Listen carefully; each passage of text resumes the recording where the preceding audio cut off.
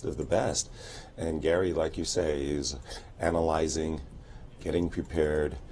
And Maurice and I will recall, of course, when Garry takes off his watch, he came in, which he has done earlier, he came to play.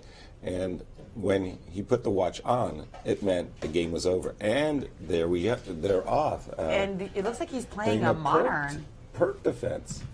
Wow, Garry, and it's a transpose to a King's Indian after this move C4.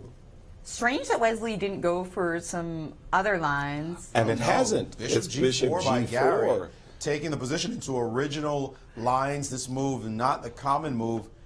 This So was a different. favorite opening. I used to play a favorite defense. I would play in this position knight c6. And my idea, of course, is to capture this knight on f3, followed by capturing the pawn on d4. And if they played the move d5, to do the same thing, to capture this knight and then to occupy the square d4. And knight d2. That's an unusual move, absolutely, in this position. Right out of the opening, we're getting something very, very different. Now, everybody and his brother plays e5 in this position with the idea that after d5, you drop back with a knight to d7 and you transpose into a King's Indian, where this knight on d2 is utterly misplaced. We'll see if that happens that way. Of course, the bishop on g4 is not a happy camper. It doesn't want to trade itself off normally in the King's Indian. So you see there, after it was attacked, Garry dropped it back to d7. That's a bishop you want to retain in the King's Indian. But at some point, it looks like he's going to get in f5. Can he get it in without, well, it doesn't look as though he can get it in without developing his knight just yet. He might be able to play h6 and go for it. It would be nice gaining a tempo if he could play this move f5 without having to bring the knight out castle and then move the knight again and then get it. So that pawn, f7, f5 is the move that Garry's going to be looking for. And c5 already. Whoa. Instant c5. c5. With the idea that if you take, we can play knight c4, start ganging up on that e-pawn. I love that move. Trying to throw Garry off right away in the opening, and Garry realizes it. Yes, he's give me the pawn. He's doing what I would. And play f6. Just throw down the challenge. And You're the one who sacrificed the pawn. Let's see how it goes. So now if we play d6, you just put you can just go knight c8. Knight c8 looks fine. I think you gotta go knight c8 because if you go knight c6, we can take on c7 and play knight d6 check anyway. No, I didn't be that strong actually. Yeah, exactly. I might not be that strong because after king e7, your knight will have to leave, and the knight will come back. So well, Wesley, I have b7 though. I think Wesley's just going to play bishop e3 and slow play it. Yeah. Like as a pawn sacrifice. Right, and then we have d6 in the cards anyway. Exactly. Yeah. That's exactly right. So. But hold on a second. In this position, b5 is an idea. He has played d6 and knight drop back to c8. So we're seeing this critical line: d6, knight drop back, and now the move bishop to e3. That is an interesting variation. The point being that the knight on g8 cannot get in the game, and white is threatening the pawn on c5. The question is, what if b5 right now? Now he's played b6, being very solid.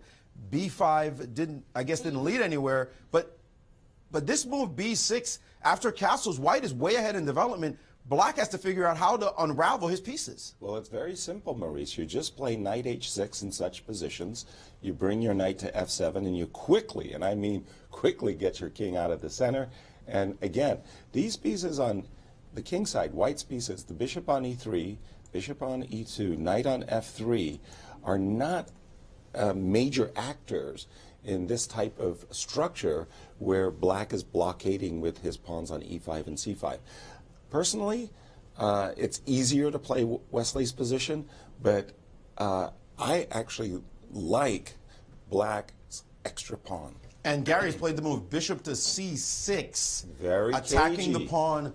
I like that move too, attacking the pawn on e4, as well as now threatening the pawn on d6 3 times. That's right, and stopping any kind of little ideas like queen d5 that we might have in the position. Right. So now the Indians are giving takes on c7 right now. After all, that pawn is hanging, and he has to take and capture back by Garry. And now the move b4, Wesley insisting on playing incredibly sharp chess on every move, and Garry shaking his head because Wesley will not let him develop any pieces without aggression on the board. That's and right. Now he just can't develop his knight because c5 is hanging. But if he takes on b4, then a rook will go to c1, and that is his plan. Wesley, on every move, it looks like Wesley's intent on opening up the game, playing gambit chess, and forcing Kasparov to think, and Kasparov boldly just taking the pawn anyway. That's right. Well, the capture did in fact occur, and now rook to c1. That he did not play knight e7 just yet. That move has not been played just yet. So what kind of what is Wesley's plan? Well, Simple. Keep that king in the center. That was why I wanted to go knight h6 and f7. Wesley is not letting Garry breathe. Every single move, he's throwing down a new challenge, a new sacrifice. Wesley's idea is to play queen b3. And he's done that. And knight e7, queen b3 is on the board, so you don't want to castle right now because of a horrific discovery by that knight.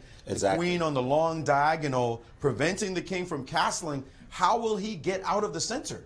That is. And the engines, by the way, are giving a huge edge to white right now, saying that white is crushing black by a full piece, according to the engines, because the black king is stuck in the middle of the board.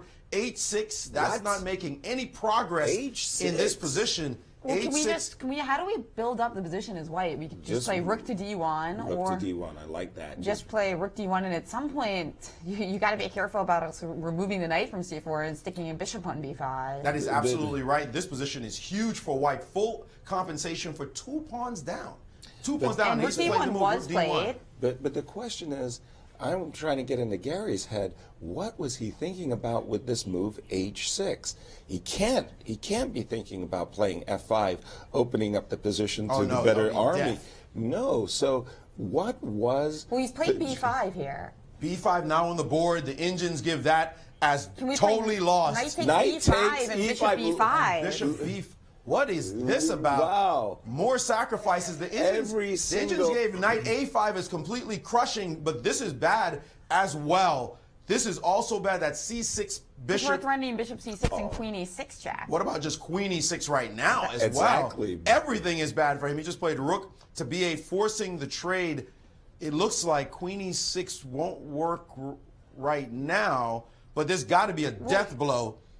Well, you can take on c6 and then play queen e6 He's also. But you just played bishop a4, renewing the threat. Wesley's playing incredible chess. That was the engine's first unbelievable chess by Wesley. Choice. So far, gorgeous attacking game. And he did it in Blitz. seconds. It's just astonishing the way he's completely dismantling Kasparov in this game. He is playing just sacrificial chess. He's playing in the style of Tao. You're looking at this right now. Beautiful. Fantastic game so far. This is and Garry awesome. I think Garry missed b4 because you could see as soon as the move b4 happened, he was already like, whoa, I wasn't expecting that. Is queen b7. He played queen to b7 is queen on the board. Queen b7. Oh my goodness. Rook b7. Rook c6 is crushing. And queen e6 check. Yeah. Rook c6 is just, if he finds that, this is the other game, which is not nearly as exciting He's as going this to find rook c6. Will he find it? Check. Rook c6. And bam! There it is. Yeah. Wow. Wesley So playing one of the greatest Blitz games I've ever and now witnessed. He's played bishop c5, and he's just threatening bishop takes c6. This is like bishop takes Morphy versus the Duke. This is unbelievable chess. This is one of the greatest. Gary knows it now. He's completely busted. What an amazing display by Wesley. Wow. And now taking on e7 and resigns. What are we seeing here? I mean, kudos to Wesley So. He just ripped Garry apart in that game. You can look at this game from just studying